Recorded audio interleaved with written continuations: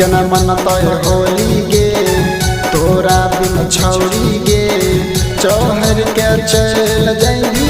पिया संग डोली गे केना मनतय होली गे तोरा बिन छौरी गे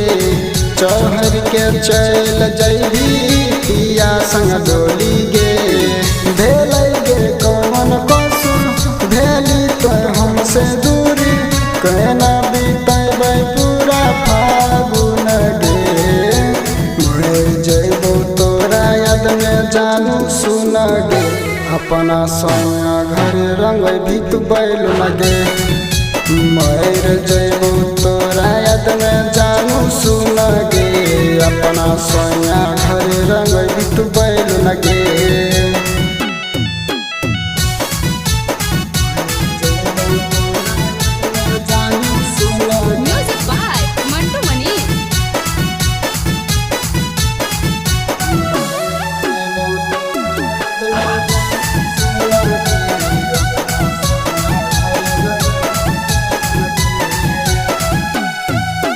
सबटा मरते माजा हे गे हम ही रहबै उदास सिया घर में रानी बन के करबी सोना तू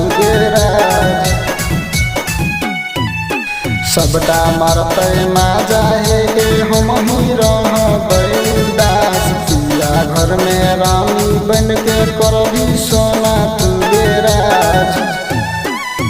जला के तू गे चूल्हा खिलैली दुल्हा के पुआ नच भी जोगिया सुन सुन के धुन में मर जइबो तोरा याद में जानू सुन गे अपना सोया घर रंग भी तू बैल लगे मर जइबो तोरा याद में जानू सुन गे अपना सोया घर रंग भी तू बैल लगे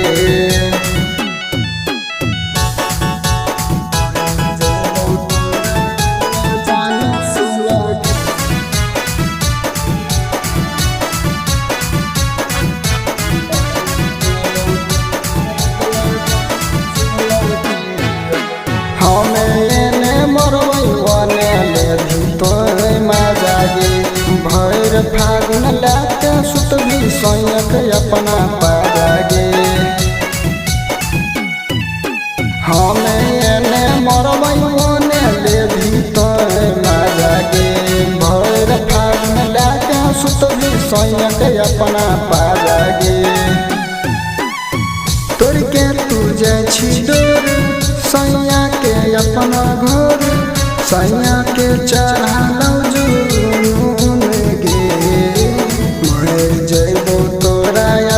जानू सुन गे